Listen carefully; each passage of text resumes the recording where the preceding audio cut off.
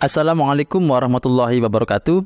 Selamat datang kembali di channel Lutfi Faisal Mahfud. Oke teman-teman semua, pada video kali ini saya akan membahas masih tentang seputar tense atau bentuk waktu. Jadi tepatnya pembahasan kita kali ini yaitu Future Perfect Progressive Tense. Jadi tonton video ini sampai habis untuk memahami bagaimana cara menggunakan tense ini dengan benar. Saya mulai pembahasan kita kali ini dengan belajar definisi dari Future Perfect Progressive Tense. Jadi, the Future Perfect Progressive emphasizes that the duration of an activity that will be in progress before another time or event in the future.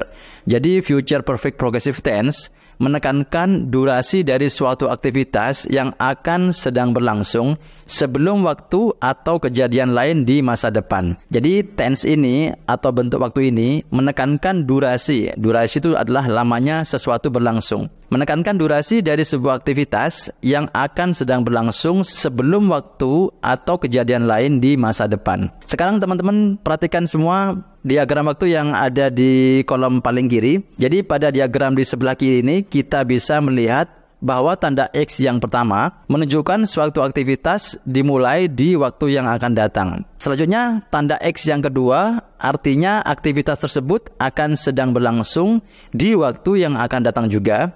Sementara garis panah ini menunjukkan bahwa sebuah aktivitas akan telah sedang berlangsung dan mungkin masih berlanjut sampai waktu spesifik tiba.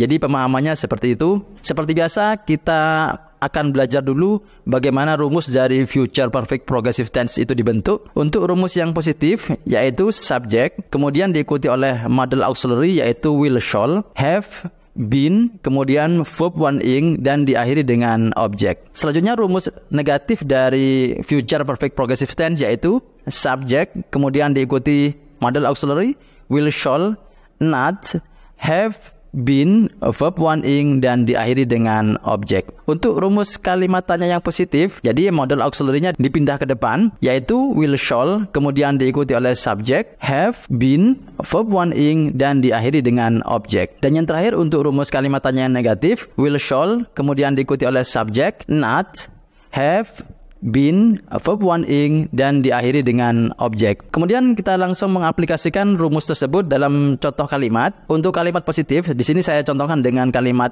by next year I will have been working at this company for 5 years. Jadi pada tahun depan saya akan sudah bekerja di perusahaan ini selama 5 tahun. Kita akan rubah kalimat positif tersebut menjadi kalimat negatif. By next year I will not have been working at this company for 5 years.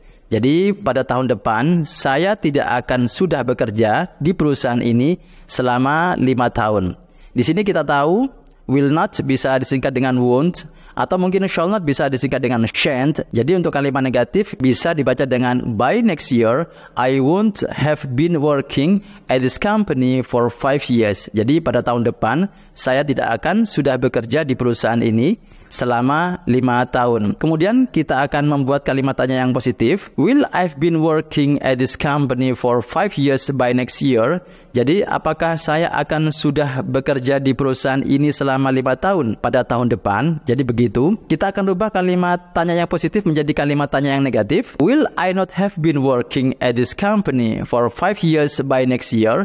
Jadi apakah saya tidak akan sudah bekerja di perusahaan ini selama 5 tahun pada tahun depan? Jadi seperti itu. Mungkin teman-teman bisa membuat contoh kalimat yang lain menggunakan Future Perfect Progressive Tense dengan mengacu pada rumus-rumus seperti yang saya contohkan di atas. Selanjutnya kita akan membedah 3 contoh kalimat ini. Yang pertama contoh kalimat C. I will go to bed at 10 p.m. Ed will get home at midnight. At midnight, I will be sleeping. I will have been sleeping for 2 hours by the time Ed gets home. Mari kita pecah kalimat ini. Yang pertama, I will go to bed at 10 p.m. Berarti saya akan pergi tidur pada pukul 10 malam. Ed will get home at midnight. Kemudian, Ed akan sampai di rumah pada tengah malam. At midnight, I will be sleeping. Pada tengah malam, saya akan sedang tidur. I will have been sleeping for 2 hours by the time Ed gets home.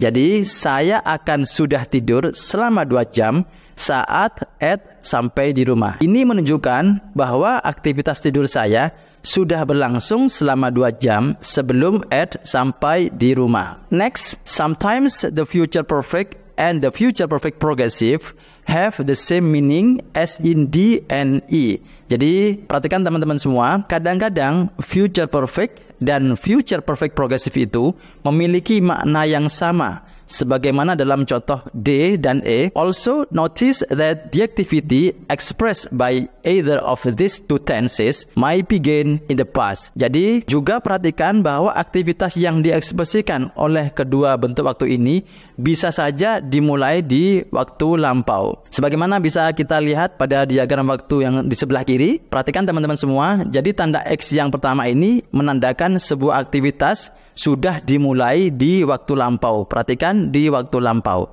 Selanjutnya tanda X yang kedua artinya bahwa aktivitas tersebut akan sudah selesai di waktu yang akan datang. Kita bisa lihat pada contoh kalimat yang D. When Professor Jones retires next month, he will have taught for 45 years. Mari kita pecah kalimat ini. Ketika Profesor Jones pensiun bulan depan, he will have taught for 45 years. Jadi dia akan sudah mengajar selama 45 tahun.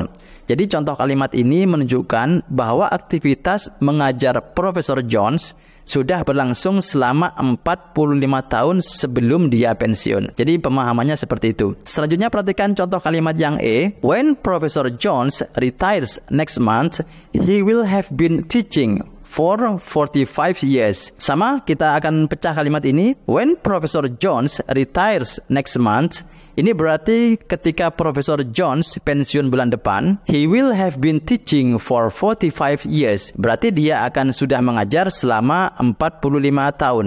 Jadi contoh ini hampir sama dengan contoh sebelumnya, tetapi lebih menekankan pada durasi. Sekali lagi, durasi adalah lamanya sesuatu berlangsung, durasi dari aktivitas mengajar yang sedang berlangsung. Oke teman-teman semua, terima kasih telah menonton video ini sampai habis. Jangan lupa untuk like, komen, dan subscribe untuk mendapatkan lebih banyak video tutorial menarik lainnya tentang bahasa Inggris. Jika teman-teman mempunyai pertanyaan atau sesuatu yang ingin dibahas, silakan tulis di kolom komentar. Sampai jumpa di video berikutnya. Assalamualaikum warahmatullahi wabarakatuh.